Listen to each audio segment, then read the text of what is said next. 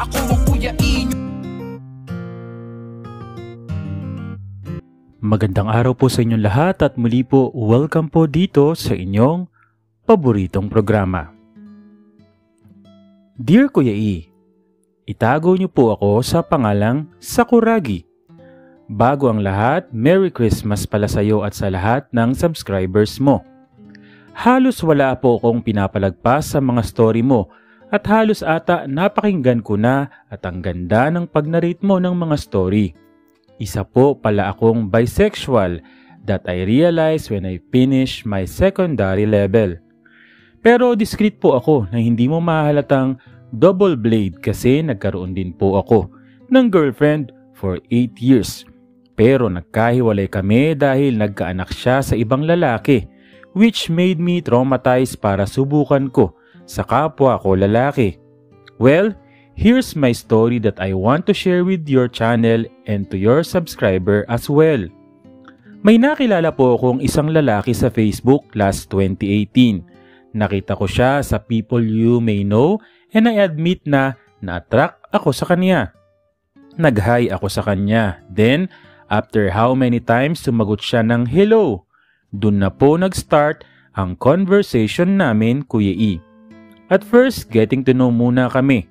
Nalaman ko na may live-in partner na pala siya na babae at ito ay nagdadalang tao na. So syempre dahil doon, nag-decide na lang ako na itigil ang pakikipag-usap sa kanya kasi committed na siya at same time magkakaanak na kaya naisipan ko na i-block ko na lang siya.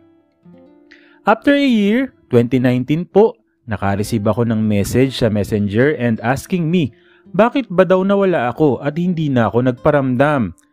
Dahil sa hindi ko kilala yung nag-message sa akin at yung profile niya ay itinago ko na lang. Tago natin sa pangalang Naruto.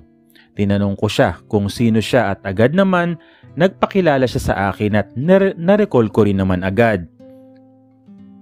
So ayun na nga Kuya E, nagyaya siya sa akin na magkita kami sa isang mall na malapit lang dito sa aming dalawa. Kumain kami at nagkakwentuhan. Tinanong ulit niya ako kung bakit ko siya binlock sa FB. Ang sabi ko naman kasi meron ka ng asawa at may anak na, di ba? Nung araw na yon, nagkwento siya sa akin na di daw natuloy yung pinagbubuntis ng asawa niya at nakunan nito at hindi na raw maganda yung kanilang pagsasama. Fast forward Kuya E, nasundan ulit ang pagkikita namin ni Naruto. Dinala ko siya sa aking apartment. Pagpasok pa lang namin ng pinto ng apartment ko, marin niya akong hinalikan sa labi at kinabigla ko naman yun. Pero nang dahil nadala na rin ako ng sarap ng kanyang paghalik, lumaban na rin ako, Kuya E.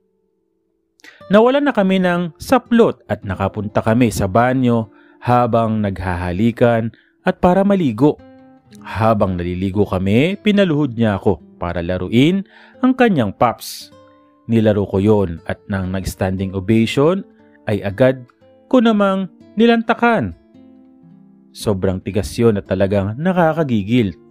Hindi rin naman ako hinayaang na siya lang ang lalantak ko kaya sabi niya sa akin siya naman daw ang kakain.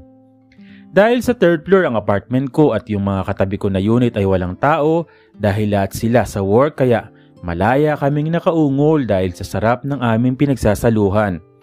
Naisipan din naming lumipat sa kama Kuya E at sabay na bumulong siya sa akin na magbalik tarang numero raw kami. Kuya E, parang mababaliw ako sa sarap ng ginagawa namin dahil sa sobrang sarap na pagkain niya ng aking pops. At sabay na nga kaming sumabog at parehas na nilasahan yon. Masarap yun pero ang amoy ay parang panglagay sa nilalaban na damit. Ang sunod na pagkikita naman namin, sinama ko na siya sa sarili kong bahay sa Batangas dahil wala akong kasama doon at literal na ako lang. Oo nga, wala kang kasama. Ikaw lang. Sinundo ko siya sa isang gasolinahan malapit sa kanila Kuya E. Dahil sa malapit yun sa kanila, dali-dali siyang pumasok sa kotse ko, Kuya E. Kasi baka daw may makakita at makakilala sa kanya. Habang nasa biyahe kami at habang nagmamaniho ako, kinakapa niya ang aking pops at binubuksan niya ang zipper ng pantalon ko. Malaya naman niyang nagagawa yun dahil tinted naman ang salamin ng sasakyan ko kaya hindi mo makikita sa labas kung ano ang ginagawa namin sa loob. Habang nakahinto kami sa stoplight dahil 2 minutes ang aantayin mo bago mag-go, binaba ko na ang suot ko at sinubo agad niya at naghubad na rin siya ng kanyang suot na pangbaba. Nilaro ko ang pops niya, Kuya E, habang waiting kami na mag-go ang stoplight. Nang dumating kami sa bahay, dahil sa ako nga ay di halata, pinakilala ko siya sa mga tropa ko na kawork ko ang kasama ko. Pagpasok namin sa pinto ng bahay, dumiretso na agad kami ni Naruto sa kwarto para ipagpatuloy yung pananabik namin sa isa't isa. Kuya E, after makaraos, kinausap ko siya ng masinsinan. Knowing naman na may live-in partner siya, ang sagot niya sa akin naguguluhan daw kasi siya. Kasi masaya daw siyang kasama ako at maalaga daw ako. Pero ayaw din daw niyang iwan ng kanyang live-in partner. Dahil doon, tumahimik na lang ako at hindi na ulit nagsalita. Nag-aya ako sa kanya na ihatid ko na siya sa Laguna dahil medyo gabi na at baka hanapin na siya ng asawa niya. Kuya E, every weekend kami nagkikita at minsan nag-file pa kami ng half day sa work para makasama ang isa't isa at makapag-check-in sa motel ng short time.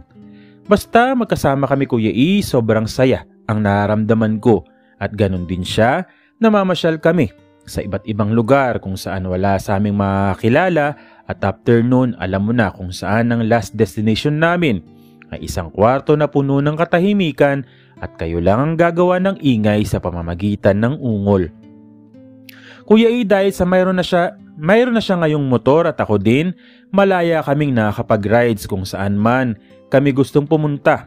Pag weekend at explore ang ganda ng kalikasan at bumuo ng memories. And speaking of memories Kuya E, nag-rides kami sa Batangas last week lang. Habang pauwi na kami, nakadaan kami ng isang lodge at napag-usapan namin na magpahinga dahil sa ngalay na rin sa pagmamaneho ng motorsiklo pero hindi naman talaga yun ang main reason. Kung bakit kami huminto doon ay dahil gusto naming gawin at ilabas ulit ang aming nararamdamang init sa aming katawan. Kuya E, sobrang sarap talaga at di kami nagsasawang papakin ang bawat isa dahil hindi sa amin nawawala ang pananabik sa nakatindig, makatas at mabango naming pops. Kuya E, sana po di po ako husgahan ng mga followers nyo kasi alam ko mali ang ginagawa namin kasi may live-in partner siya pero kung malaman lang nila ang totoong kwento sa kadahilanan ng pagkawala ng baby nila, maintindihan nila kami kung bakit ito kami ngayon. Kuya E, itago mo na lang ako sa pangalang Sakuragi ng Batangas. Merry Christmas and God bless. Nagpapasalamat Sakuragi ng Batangas. Ayun nga. Kaya nilagay ko na sa unahan na itago sa pangalang Sakuragi kasi nung binabasa ko na nasa kalahati na ako na pagtanto ko na wala pa lang pangalan. So yun, inulit ko ulit yun at nilagyan ko na lang ng Sakuragi nga dahil nakita ko sa dulo ng letter mo pag forward ko na Sakuragi ng Batangas yun. Ayan. Huwag niyo kakalimutan yung magpakilala muna. Yun.